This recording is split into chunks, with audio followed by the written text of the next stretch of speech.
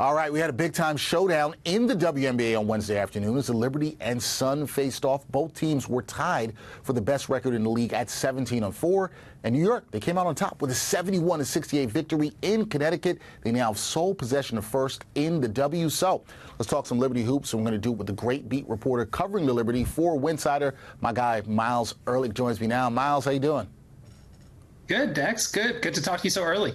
Yeah, I know. We usually talk later, but it's an early start. I like the matinee start. I don't know if the players loved it, but I liked it. And speaking of like it, love your background there. I like the lockers. Good color choice there with the blue and the gold. You know, as a Pitt alum, I love that. So I have to say, nice choice there. Myles, this was a game that was stressful, I think, for fans of both teams. And we saw 4 lead changes over the final 4+ minutes of this contest. Considering New York was without laney-hamilton, they had blown an 11-point fourth-quarter lead in their previous game against the Fever. What did you like about the team's execution in the end against the Sun?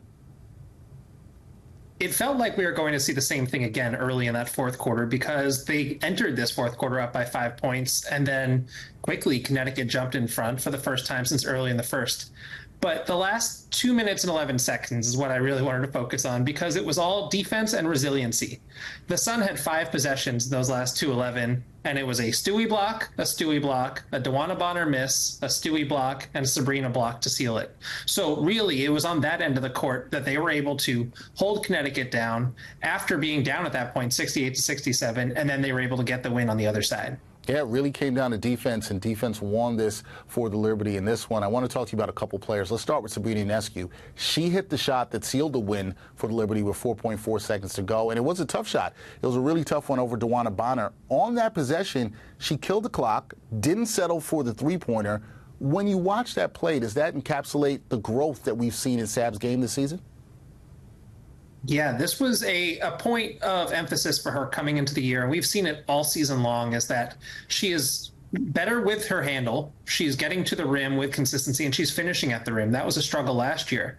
But what was incredibly impressive to me today is that she was doing it against Dejanay Carrington, who's one of the premier perimeter defenders in this league, and that the Liberty trusted her. It was the possession before that. They had also given Sab the ball to kind of dribble down the clock, and she got to a shot, and it touched everything but rimmed out. But then they went right back to her the next time, and she hit that tough floater over Alyssa Thomas, who's going to be her teammate in Paris with the U.S. team in a couple of weeks. So just seeing that confidence, both in Sabrina herself, but also in the team and the coaching staff trusting in her, I think that's huge, and that's just a sign of growth. Yeah, we've seen the growth from her all season long, continues to show it late in the games, and the team trusting her as well. Myles, we also have to talk about Breanna Stewart in this one because Stewie has not shot the ball well as she would like from three-point land this season, but she's found other ways to help her team win games, especially on the defensive end. How good was Stewie defensively against the Sun, particularly, as you mentioned earlier, down the stretch?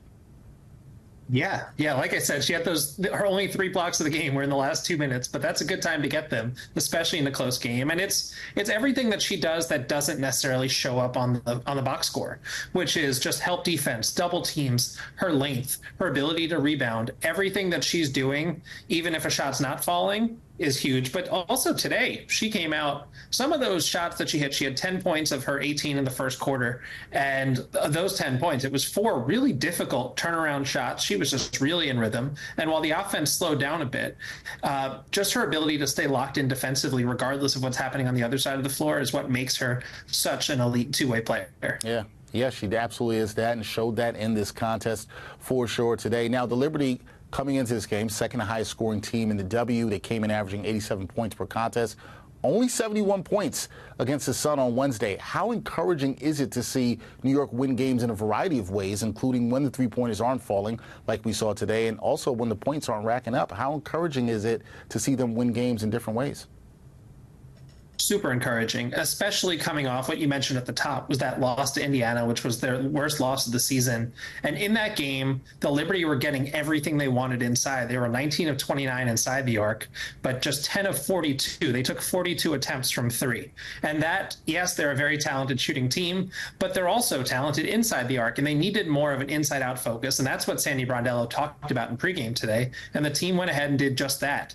Today, they were 25 of 44 inside the arc. and 3 of just 13 from outside it. So the shot outside wasn't falling, but they were really determined to make sure that they were getting what they wanted in the paint. They won the paint point battle 40-26, and I think that that's really important to the identity of this team, is that they can still establish that inside, even if the outside is an open shot.